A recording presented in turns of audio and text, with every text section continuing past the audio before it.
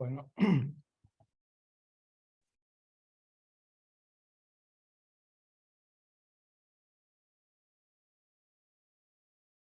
Vamos a arrancar con un repaso. Hoy es una clase atípica.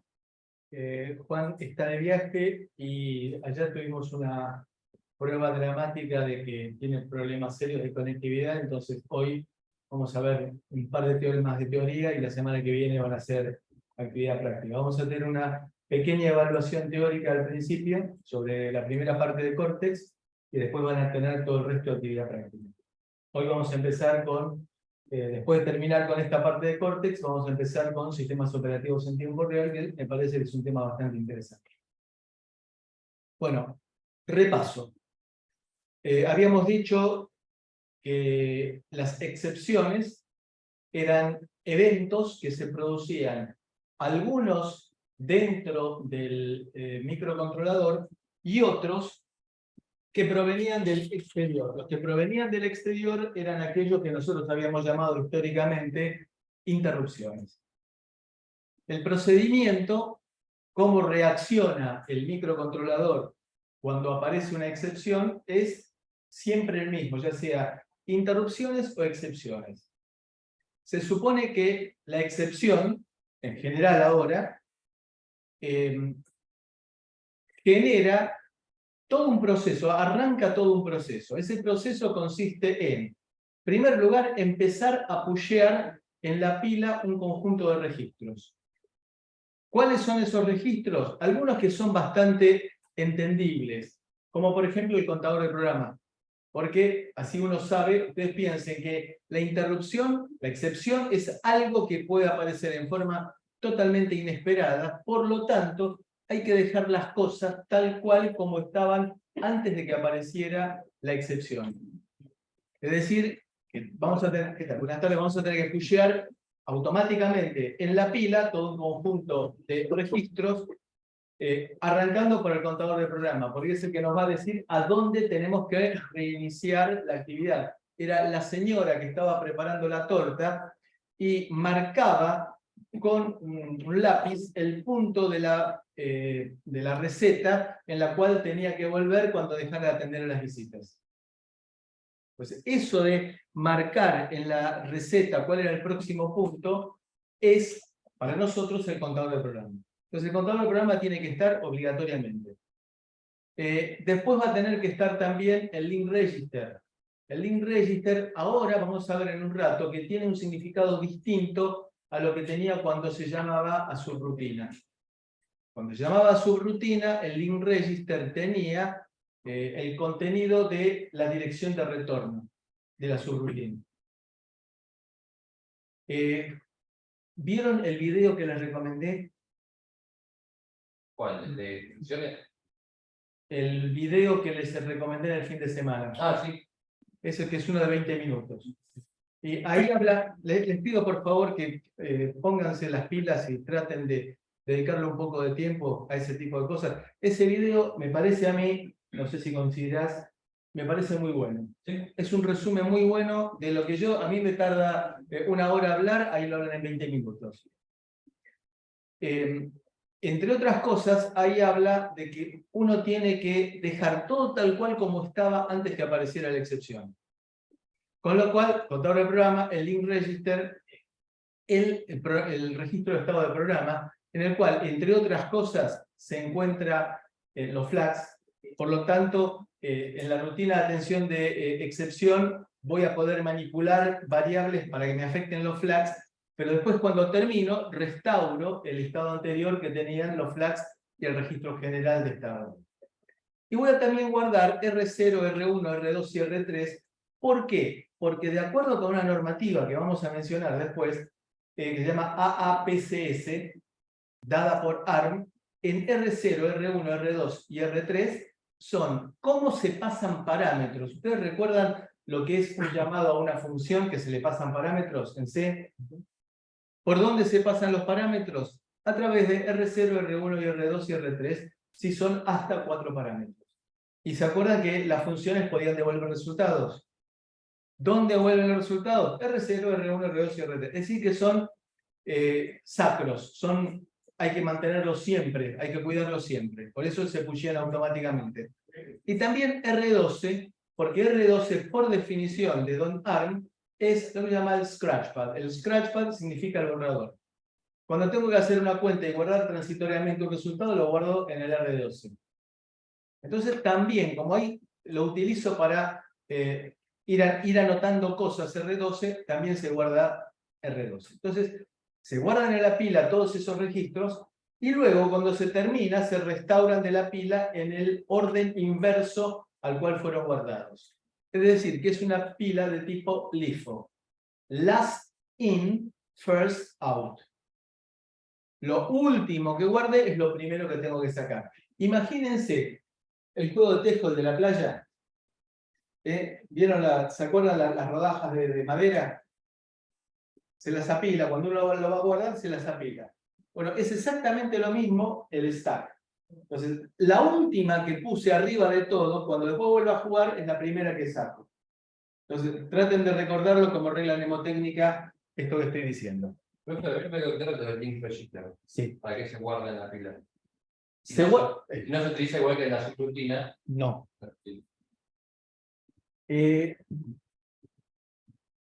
Voy a spoilear el final. Cuando yo llamo a por ejemplo, me aparece una excepción, incluyendo el software interrupt, el service call, incluyendo eso. ¿A qué estado paso? Al handler. ¿Estamos todos de acuerdo? Es el estado normal de todas las excepciones, en que se ejecutan las excepciones. Cuando termina, ¿a qué estado vuelvo? Al 3. ¿Por qué? Porque vos estabas sin privilegio, vas poniendo que estás. ¿Por qué? Si me apareció una interrupción. Sí, pero la interrupción es momentánea. Cuando vos terminás, tenés que volver a estar sin privilegio. ¿Por qué? Si, supongamos que estoy atendiendo una interrupción. Sí. Y me aparece otra interrupción. Sí. Estoy en el estado handler. No, se dice en estado handler. ¿Y cómo hago para saber a dónde tengo que volver? Tenés que stackear desde esa interrupción, stackeas también lo que sería el contexto, los registros que tenés en ese momento, lo stackeas de nuevo en la pila, pasas a la siguiente interrupción. Pero estoy hablando del modo de operación. Sí. ¿Cómo hago yo? Estoy en el modo handler. Sí. Porque apareció una interrupción, pasé al modo handler.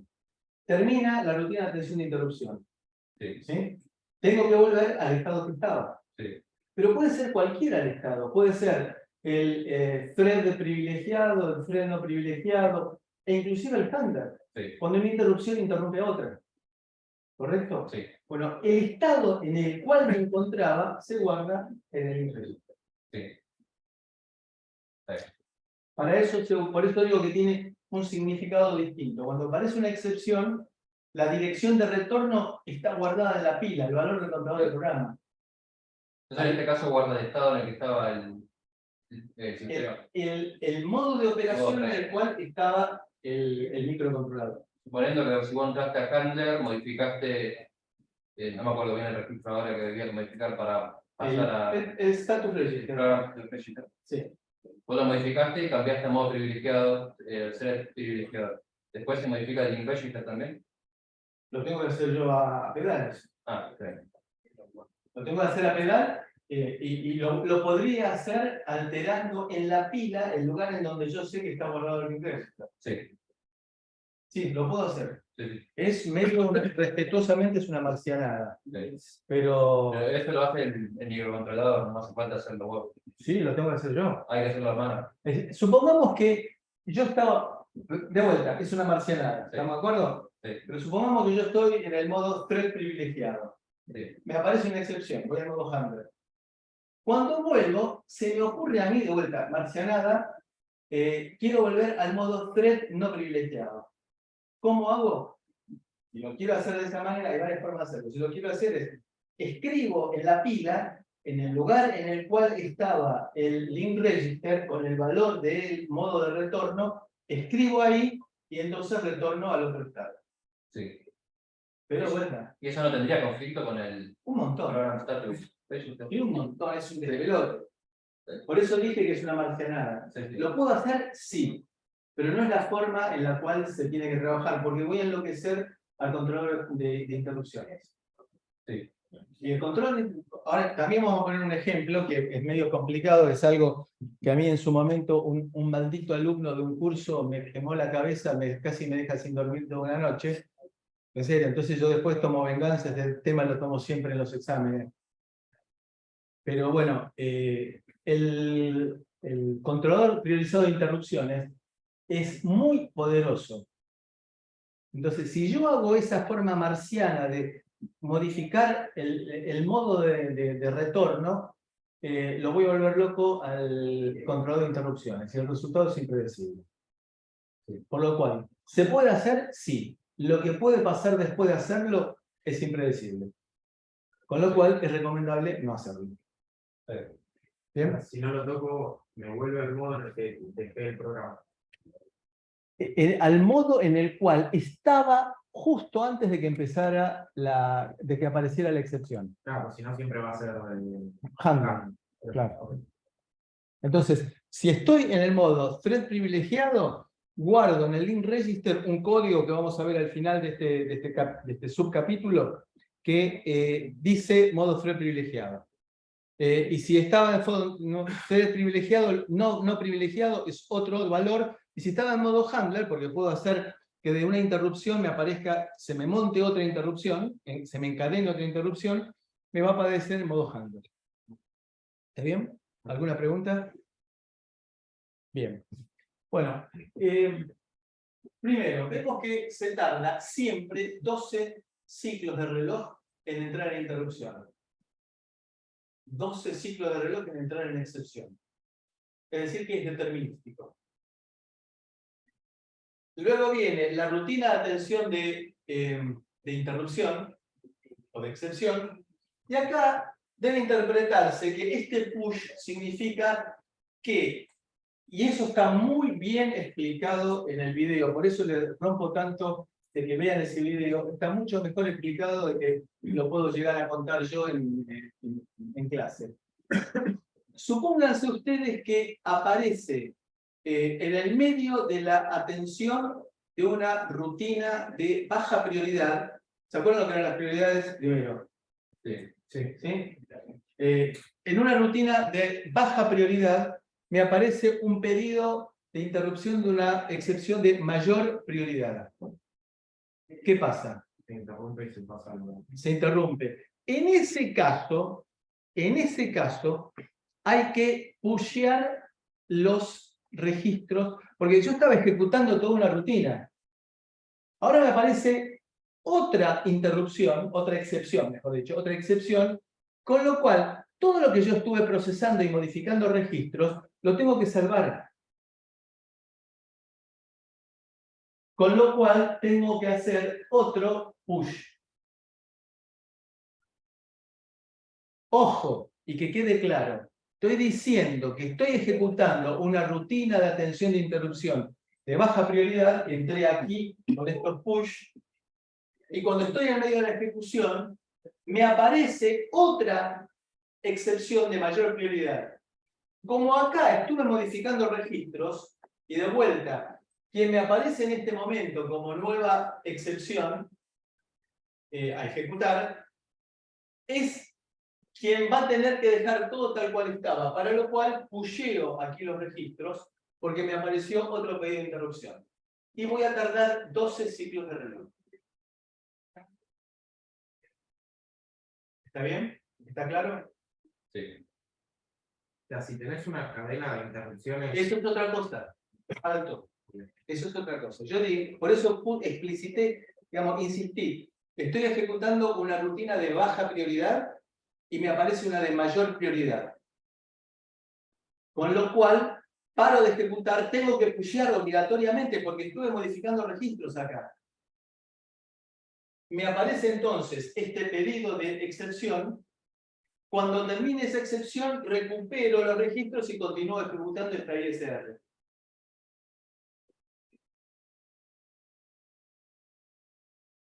¿Está bien? Profe, ¿cuántos son los registros que se guardan?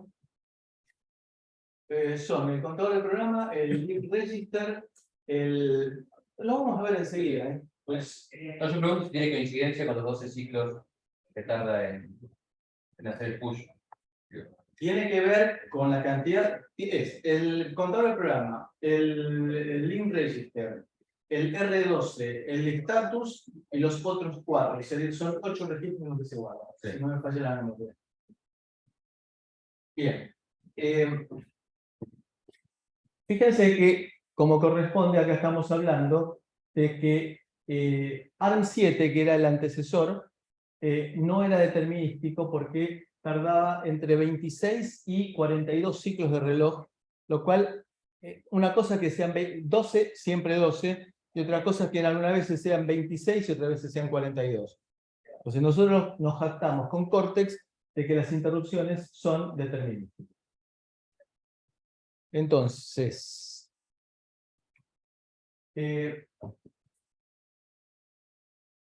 ahora bien, el proceso de interrupción sobre otra interrupción se llama encadenamiento de interrupciones o tail chain. Vamos a hablar un poco del tail chaining y vamos a poner como ejemplo lo que era ARM7 y la ventaja de introducción. Tenemos IRQ1 e IRQ2. IRQ1 es mayor de prioridad que IRQ2. Si aparecen simultáneamente, se atiende a IRQ1. ¿Está bien? Es lo mismo de decir que apareció primero el IRQ1 y después IRQ2. Fíjense, es justo al revés de lo que yo dije antes. Antes dije que estaba ejecutando una de baja prioridad y me apareció una de alta prioridad. Aquí es al revés. Aquí estoy diciendo, o bien que me aparecen las dos simultáneamente y empiezo a atender a la de mayor prioridad, o lo que es lo mismo, me aparece después la de menor prioridad. ¿Qué hago? Empiezo a hacer push en los registros, ejecuta la orden de atención de interrupción 1, hago pop y inmediatamente hago push. Lo cual es algo bastante absurdo. Porque hago pop y esos mismos registros los vuelvo a guardar en la pila. Pierdo tiempo el cohete.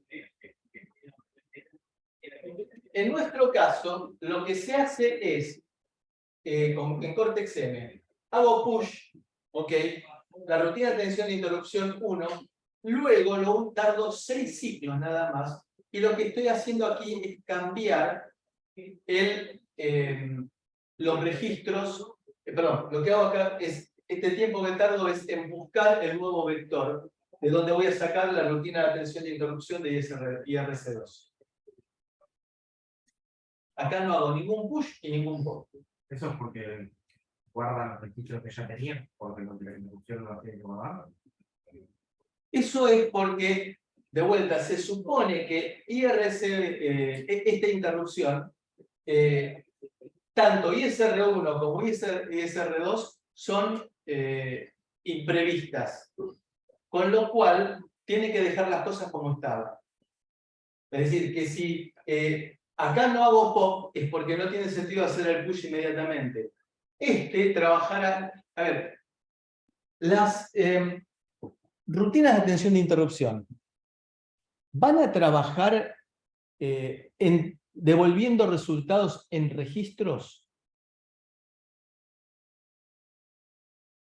Supónganse que tengo una interrupción que lee el resultado de conversión analógica digital. ¿Me lo va a devolver en registros? No. ¿Por qué? Porque como es asincrónica, no sé cuándo va a pasar, no sé en qué momento voy a ir a leer el supuesto registro en el cual me vino el resultado de la conversión analógica digital. Me devolverá en variables globales. Repito, en variables globales. ¿Por qué en variables globales? Porque la voy a leer en la interrupción y la voy a utilizar en una tarea que no sea la interrupción. No en un registro. ¿Puedo repetir el último, profe? Sí, claro. Nosotros partimos de la idea que las interrupciones son imprevisibles. Entonces, por ejemplo, tengo un... ¿Te refresco?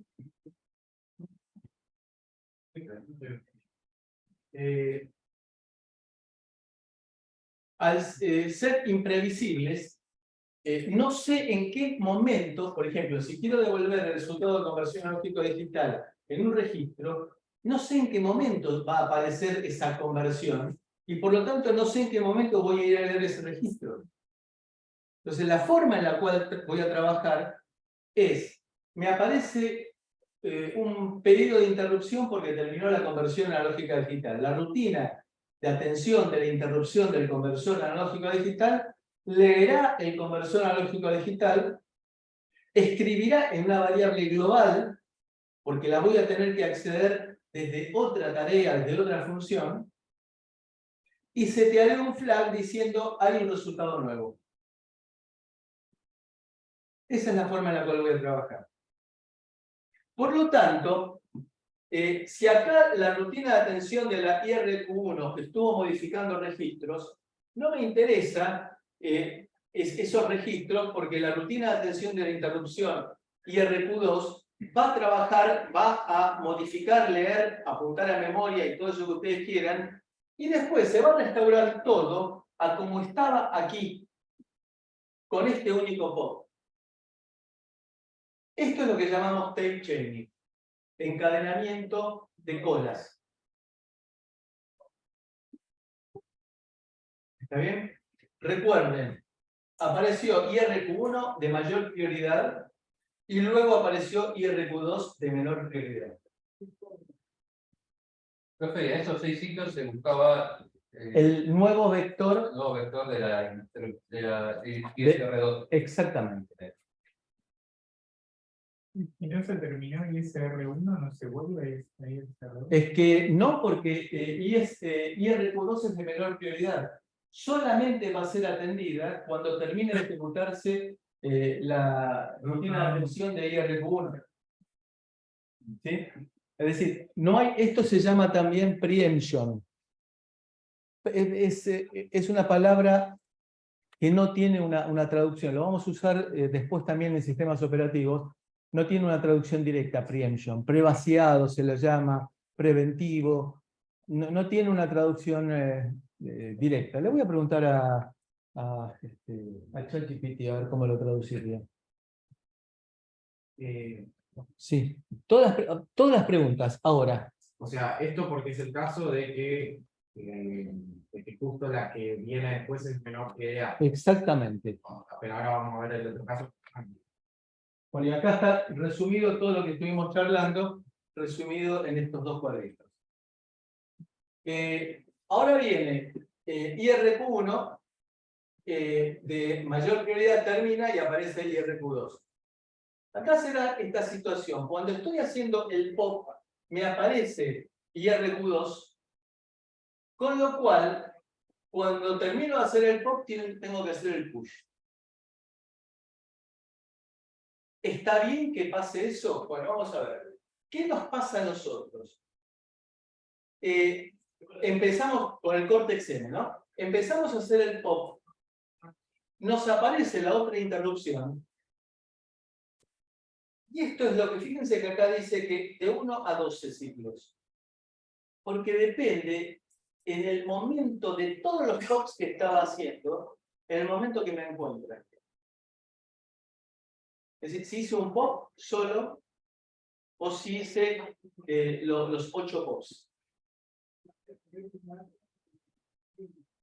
Y acá, a pesar de todo lo que hubiera hecho acá, me aparece el tape chaining, los 6 ciclos que voy a buscar en el nuevo vector de interrupción.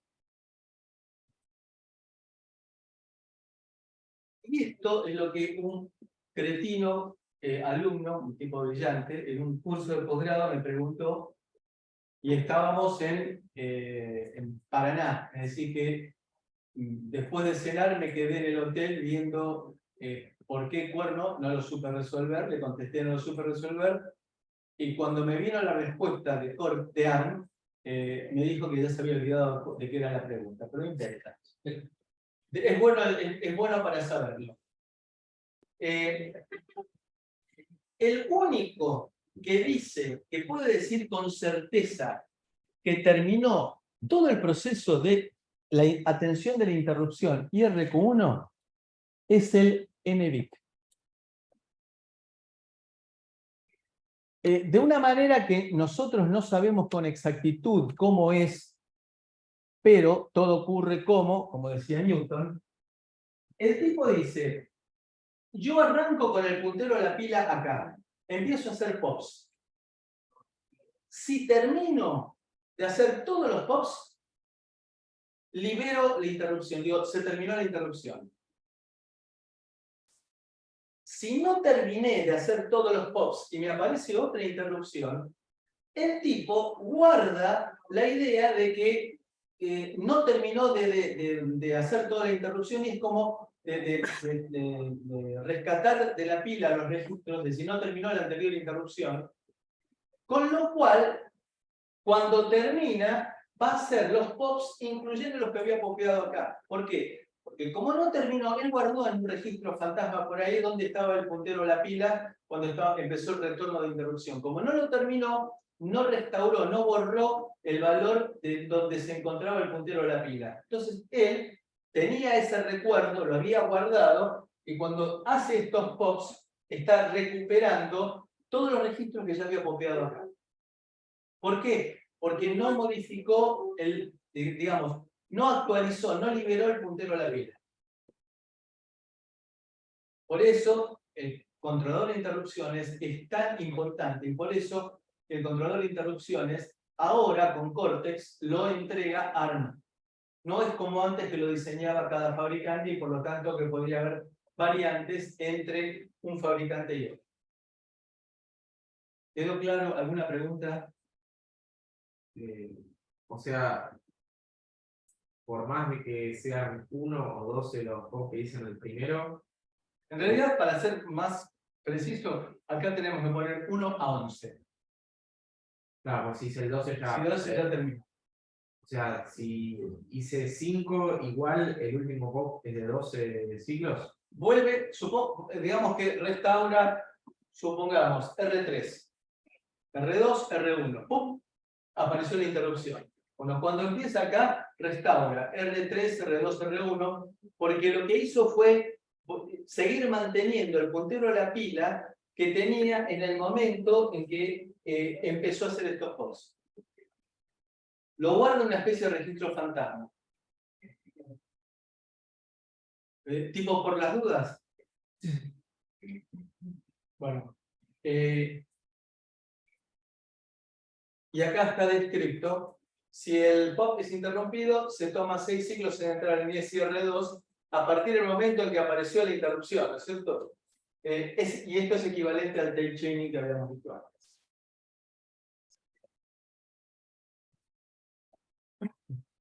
Y esto es la llegada tardía, que fue el primer caso que vimos. Estamos atendiendo a IRQ2 de menor prioridad. Y acá fíjense, y esto es medio ridículo, porque empezamos a hacer los push debidos a IRQ2, de baja prioridad. Me aparece IRQ1 y vuelvo a pushear. Es ridículo. Entonces viene ISR1, hago el pop correspondiente a este, hago ISR2 y hago el pop correspondiente a este. Pero lo que pushea acá es lo mismo que había pusheado acá. ¿Se acuerdan? Entonces, hago push, rutina de atención de interrupción de mayor prioridad, porque fíjense que acá, antes que empiece a atender a IRQ2, me aparece el de IRQ1. Entonces, hago los push, atiendo a la de mayor prioridad, tail chaining, ISR2 y pop. ¿Está bien? Ahora, ¿qué pasa si empecé a ejecutar ISR2? Supónganse, apareció IRQ2. Vamos a hacerlo con... Vamos a sobreescribir esta imagen para tratar de entenderlo un poco mejor.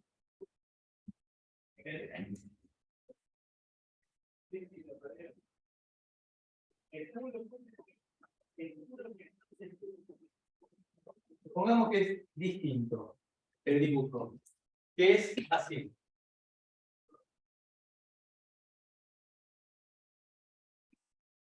¿Está bien? ¿Sí? Entonces, aquí le di tiempo a ejecutar ISR2.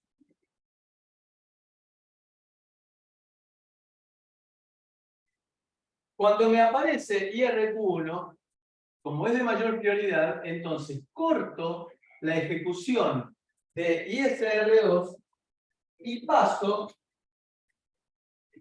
paso a hacer push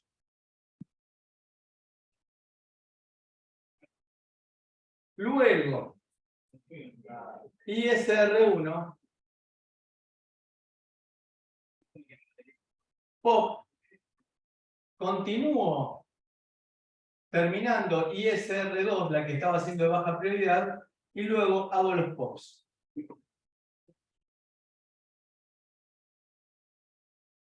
Tratemos de entender el porqué de lo que estoy diciendo. Empecé a ejecutar ISR2. Modifiqué registros, por ejemplo, en el procesamiento, por ejemplo, uso R0 para apuntar a memoria, para apuntar a un registro del conversor analógico digital. Con lo cual, cuando me aparece la de mayor prioridad, tengo que salvar los registros que estuve modificando en ISR2. Por eso hago este push. Atiendo ISR1, hago el pop. Ahora este pop es correspondiente a este push. Continúo ejecutando ISR2 de donde había cortado cuando me apareció la IRQ1 de mayor prioridad, y hago el pop correspondiente a este push. El pop no, los pops correspondientes a ese push.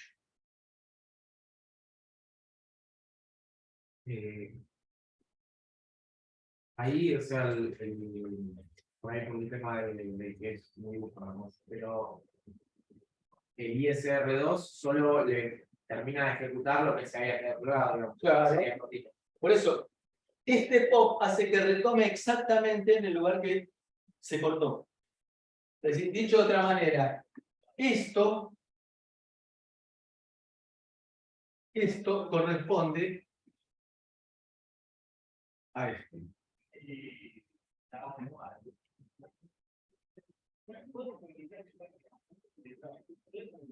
¿Alguna pregunta? ¿Alguna pregunta, oyentes remotas? No, viene bien, gracias. Bien.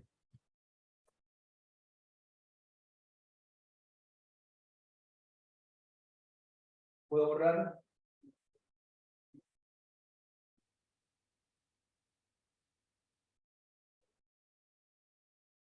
¿Quedó claro?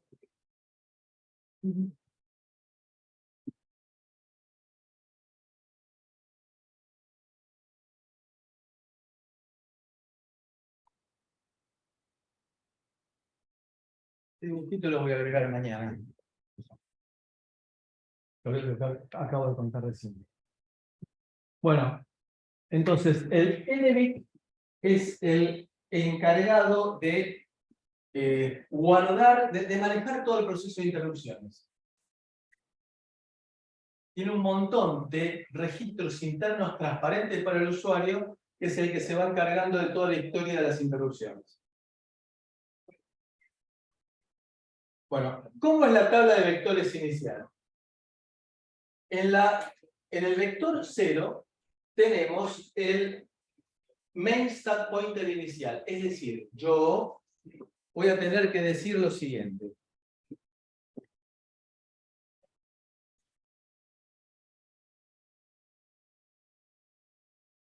Supóngase, esta es memoria RAM. Esto es RAM. Entonces yo lo que voy a decir es el valor inicial de la pila, el stack pointer inicial, el MSP, yo lo voy a fijar, yo lo voy a fijar, y ese valor del main stack pointer es el que voy a escribir en el vector 0.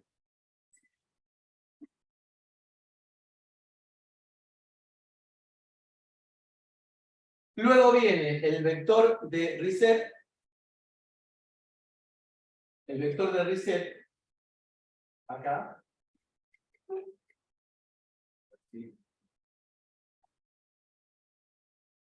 El vector de reset, luego. El vector de reset, el vector de NMI, el vector de Hard-Fault, y así sucesivamente todos los vectores. Y a partir del vector de la excepción tipo 16, me aparecen las interrupciones. Recuerden que estas interrupciones son propias de cada fabricante. Es decir, don ST se le ocurre decir que la interrupción que la IRQ0 corresponde al conversor analógico digital. Don NXP dice no, ahí voy a colocar el timer 0. Y don Texas Instrument dice no, ahí voy a colocar el acceso directo a memoria 0. Es decir, de aquí para arriba lo fija cada fabricante. De aquí para abajo lo fijó ARM. Con lo cual, ustedes van a tener que fijarse en el manual del... ¿Vieron que la configuración del campus virtual es distinta ahora? Sí. Me parece que así con pestañas es un poco menos desagradable. ¿No? No sé, me da la impresión de que ver esa cosa así larga que teníamos hasta ahora era un poco... Está más sectorizado. Bueno. Me falta aprender bien cómo hacer subpestañas, pero ya va a salir. Ya va a salir.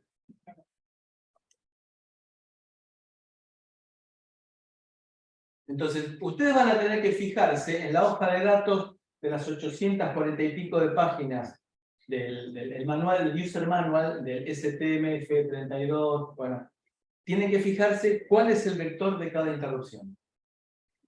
Por supuesto, ustedes en el entorno de desarrollo se van a manejar mucho más fáciles porque automáticamente le va a decir, ustedes van a decir, esta es la rutina de atención de interrupción del conversor analógico digital, se lo van a poner en el lugar adecuado.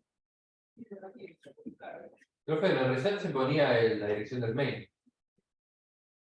Se ponía la dirección del vector de reset y ahí empieza una función en la cual normalmente termina llamando al mail. Sí. ¿Puede poner el mail directamente? Sí. Pero se supone que previamente a eso está inicializando algunos registros. Sí. Vamos a verlo en serio. Vamos a volver para atrás como repaso y lo vamos a ver porque eso lo habíamos mencionado el miércoles pasado. Bueno, entonces.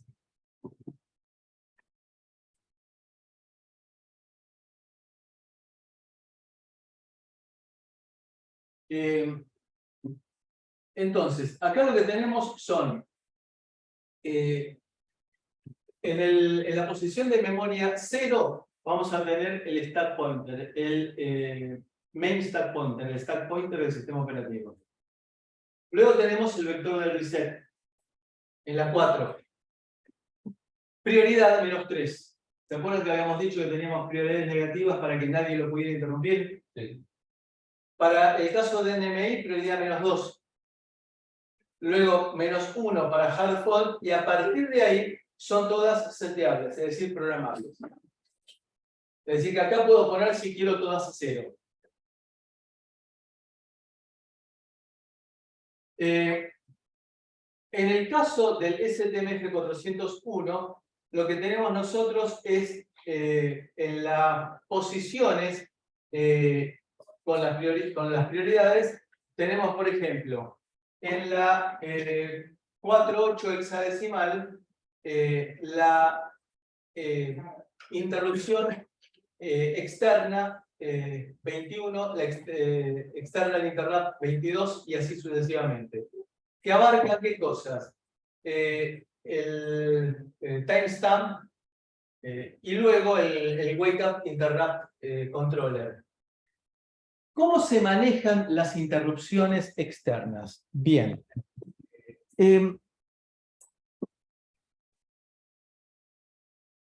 hay una cosa que se llama encuesta, polling. Entonces, supónganse, yo estoy escribiendo en el pizarrón y alguno de ustedes dice, profe, y yo empiezo. Digo, ¿fuiste vos? No. ¿Fuiste vos? No. ¿Fuiste vos? Eso se llama polling o encuesta serie. Lo cual es fácil de implementar, pero es tardía. Y es, fundamentalmente, no determinística.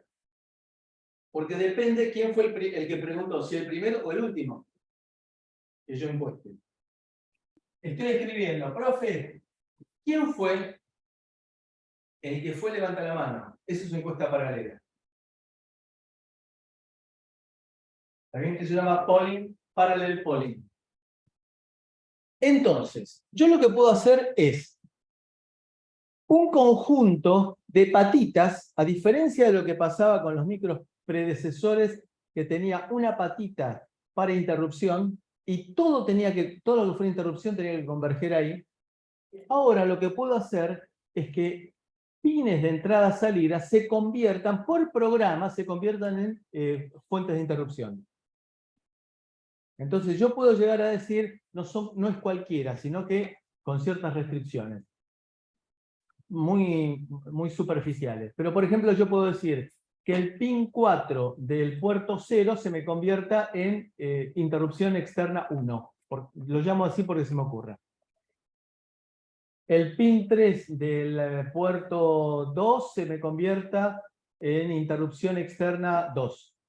Todas esas convergen en una OR. Y esa OR va a la interrupción en serio del procesador. Entonces, el procesador tendrá un vector que corresponde a la interrupción externa que agloba al primer grupo. Y luego que tendré que hacer un polling. ¿Está bien? Es decir, tengo un pedido de interrupción, producto de una OR de un montón de fuentes posibles de interrupción.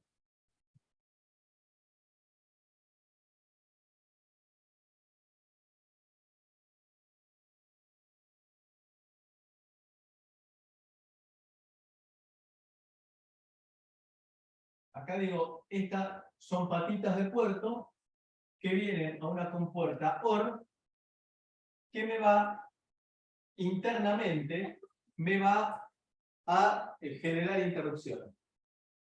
En el vector que cada fabricante coloca para interrupción externa, tendré una rutina que tendrá que hacer el polling para saber cuál de estas fuentes de interrupción fue la que me generó realmente la interrupción.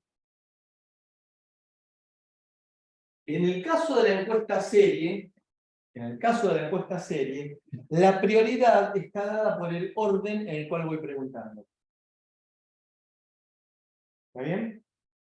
En el caso de la encuesta paralela, se supone que lo que voy a hacer es leer el conjunto de estados y voy a rotarlos normalmente a través del carry. Entonces voy a ir preguntando por el valor del carry y en base a eso estoy definiendo la prioridad. ¿En qué sentido lo voy rotando? Defino la prioridad. ¿Más o menos queda claro? O sea, que en el fondo las interrupciones también tienen polling.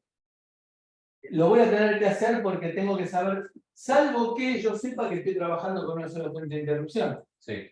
En cuyo caso no tengo que preguntar nada. Si tengo una sola fuente de interrupción, no tengo que preguntar nada porque lo que tenga acá es producto de esa fuente de interrupción sola. Sí. ¿Y en este caso sería polling paralelo o...? Sí. Lo fijo yo. Ah, está bien. O sea, eso significa que la rutina de interrupción puede ser la misma para varios tipos de interrupciones. Claro, para distintas fuentes de interrupción.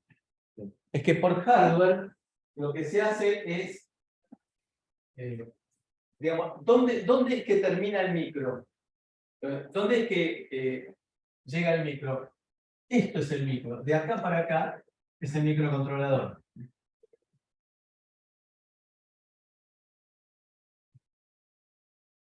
Esto me va a ir entonces al NB.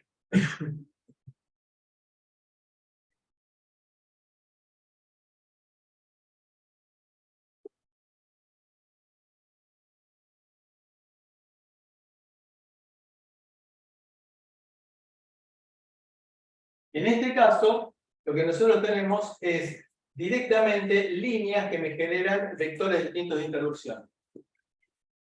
En nuestro caso, tenemos que en el vector 13 corresponde a la línea 0 de interrupción, el 14 a la línea 1 y así sucesivamente, cada uno tiene vectores distintos.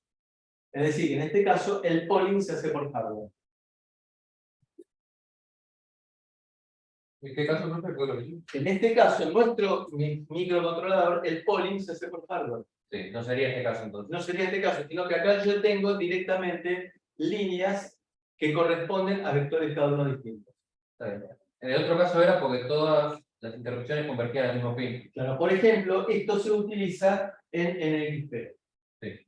En XP tiene la posibilidad de setear patitas de interrupción y decirles patitas de puerto para que generen interrupción y que corresponden al grupo 1 y otro al grupo 0. Entonces tendré un vector de interrupción para todo el conjunto que sea el grupo 0 y en la rutina de atención de la interrupción de ese grupo 0 tendré que hacer el polling. Sí.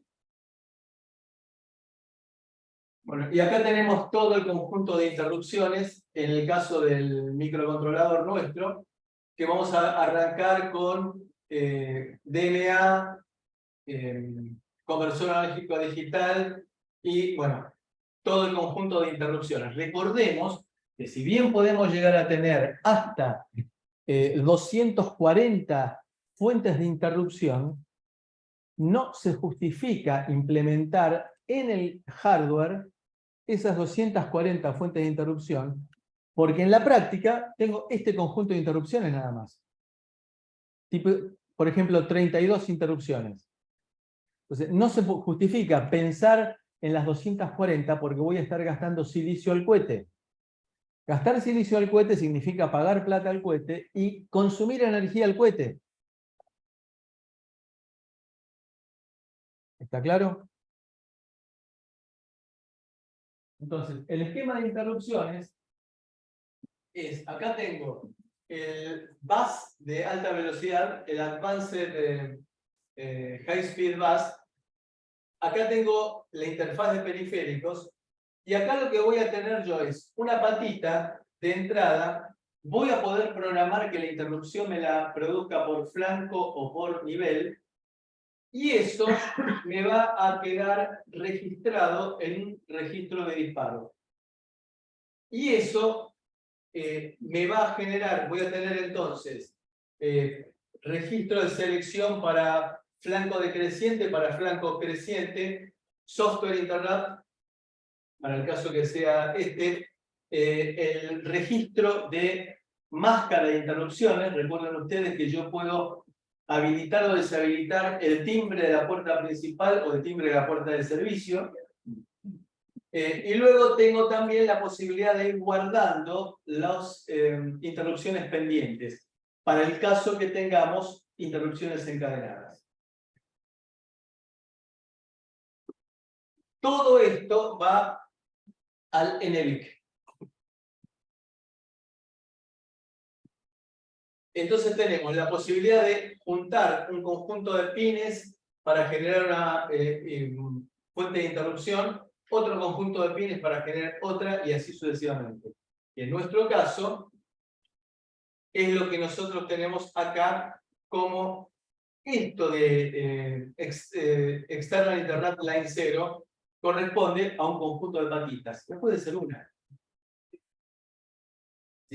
Es poco frecuente que tenga un montón de fuentes de interrupción como para no poder darme el gusto de tener en este conjunto de entradas a esa compuerta OR solamente una patita. ¿Puedo tener una sola patita? Esto es lo que decíamos regreso de excepción. Entonces, si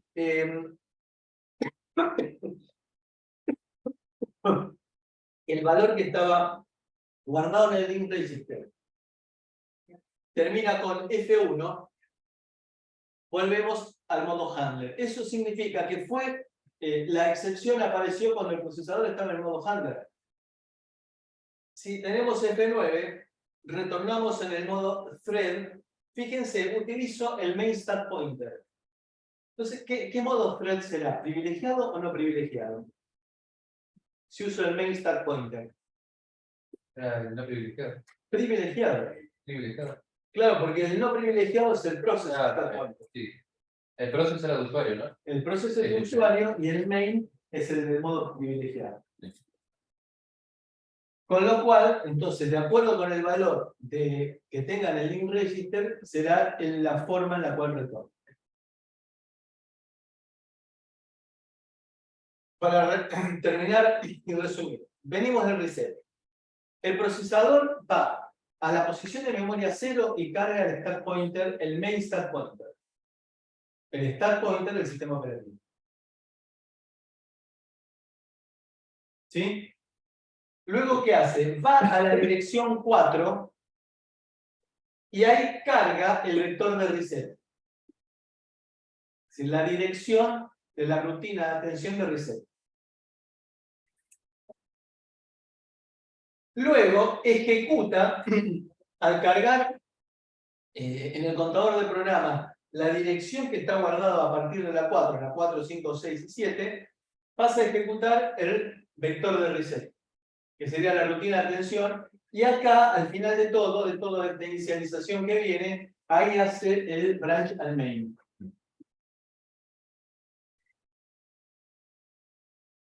¿Preguntas?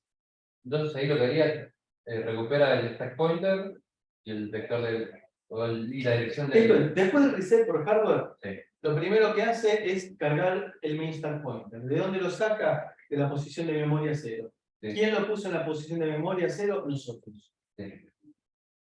Luego lo que hace, una vez que ya tiene el main stack pointer cargado, lo que hace es ir a la posición de memoria 4 y sacar la dirección de la rutina de atención de reset. Sí. Es decir, la inicialización. Y después de todo ese proceso de inicialización, hacemos un jump al main. Está bien. ¿Está bien? Sí. Vamos a ver si lo encuentro.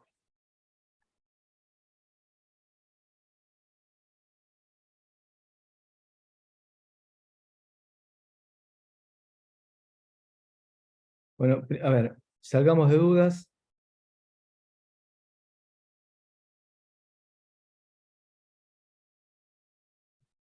Acá está. Reset Handler. Ejecuta, primero, carga R0 con System Init. ¿Se acuerdan de esa triquiñuela que decíamos que el símbolo igual era para que el compilador me pusiera en R0 la dirección de System Init? ¿Qué es System Init? Como el nombre lo dice, es la inicialización del sistema. Hace un branch a esa rutina y vuelve. ¿Qué inicializó ahí? Periféricos, todo lo que fuera necesario. Luego, ¿qué hace? Carga R0 de la misma manera con main. Y luego salta a main. De main no retorna.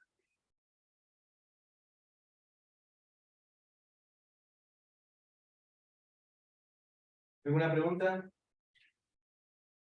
Hoy vamos a hacer una cosa, porque es la clase extensa, hacemos 2 intervalos, un intervalo ahora de 10 minutos y después, tipo 8:30, hacemos otro intervalo de 10 minutos. ¿Sí?